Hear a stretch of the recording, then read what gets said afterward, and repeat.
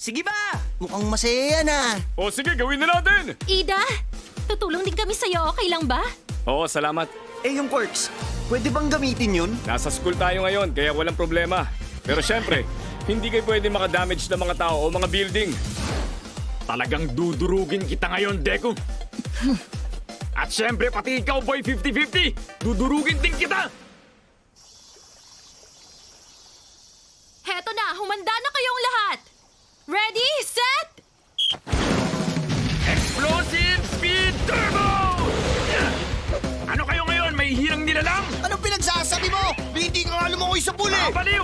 Freestyle ang tawag doon! On your marks, get set! Hi!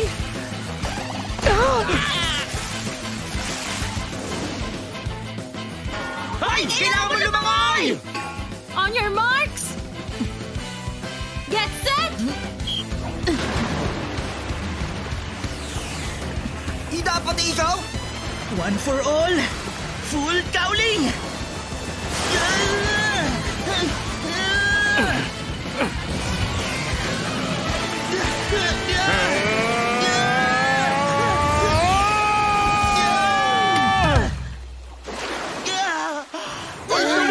Ang husay mo, Midoriya! Di na lang, Ida!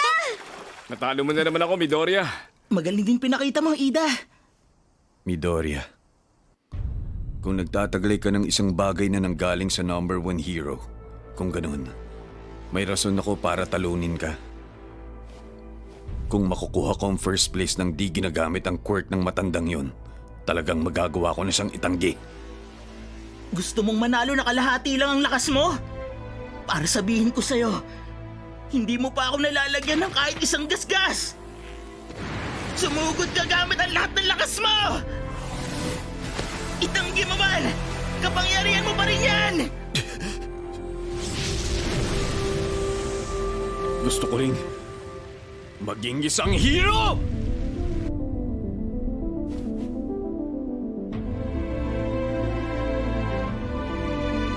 Ikaw siguro si Hero Killer Stain. Ako ang nakababatang kapatid ng isang hero na inatake mo. Kapatid ng pinakamabuti at pinakamagaling na kuya. Narito ko ngayon para pigilin ka para sa kanya. Pareho kayo. Pareho kayong mahina ng kuya mo. Dahil mga peke kayo. Smash! Narito ako para iligtas ka, Ida! Ikaw ang may kasalanan kaya nahuli ako. Tayong poprotekta sa kanila. Kayong dalawa, bakit nyo to ginagawa? Itigil nyo ang ginagawa nyo! Minana ko ang pangalan ng kuya ko. Itigil nyo yan. Dahil hindi ko... Tumayo ka kung gusto mong tumigil kami! Tingnan mo ng mabuti ang gusto mong maging! Todoroki, ipinapangako ko ulit na magiging isa akong hero kagaya ng kuya ko. Ako rin. Magiging hero ako na gusto ko.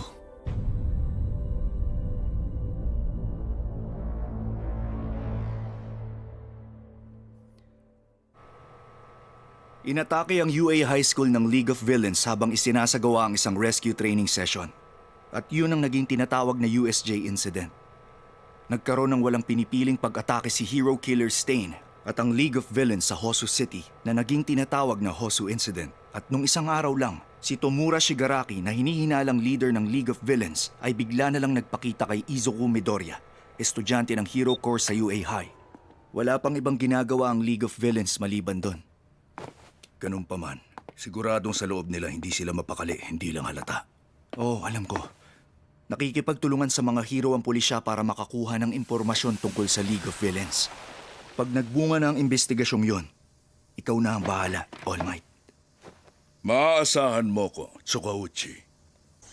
Ang mga nanalo sa bawat karera na sila Bakugo, Todoroki at Midoriya ay maglalaban-laban para sa first place. Ayos ba yun sa inyo? Oh, Sige. O ikaw, boy 50-50. Huwag ka na uli magpipigil gaya nung ginawa mo nung sports vest. Seryoso kang lumaban sa akin. Oo, sige. At ikaw rin, Deku. Dapat magseryoso ka. Oo, syempre naman, Kachan. Kung ganon, magsisimula na ang final round ng 50 meters freestyle! Bago mo, galingan mo! Huwag yung patayin ang mga kalaban mo! Patalo, Todoroki! Deku, kaya mo yan! Laban, guys! Good luck! Okay, on your marks! Naniniwala kami sa'yo! Bigla akong lilipad papunta sa kabila. Magpapadulas lang ako. Lalangoy ako ng ubus lakas. Get set! Nabura ba yung mga quirk nila? Alas 5 na. Ibig sabihin hanggang dito na lang ang paggamit nyo sa pool. Magsiuwi na kayo. Mr. Aizawa naman Nagsisimula pa lang yung magandang parte. Nagre-reklamo ba kayo? Hindi kami nagre-reklamo, sir! Buisit! Tama bang ipatigil niya yun ng ganon? Naiintindihan naman kita pero kumalma ka lang. Magkaklase at magkaibigan sila Midoriya at Todoroki, di ba? Tumahimik ka nga! Kahit sino pa sila, hindi ko hahayaang maabutan nila ako, lalo na ang maunahan nila ako. Hindi ba ganun naman ang ibig sabihin ng pahigitan at maging mas magaling kay All Might, ang number 1 hero?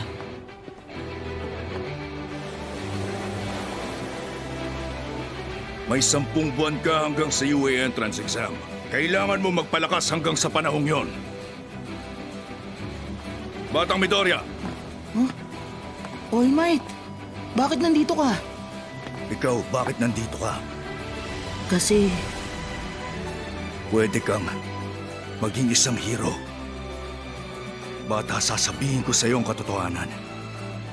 Ang totoo, ipinasa sa akin ang quirk ko na parang isang sagradong sulok. Ang kapangyarihan na maglipat ng kapangyarihan. Yun ang quirk na naman ako. Kinurunahan ako ng kapangyarihang one for all. At sa susunod, ikaw naman ang gagawa nun.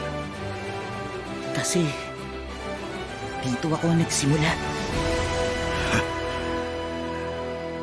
Batang Midoriya, magiging mahirap ang summer training camp. Gawin mo ang lahat. Opo!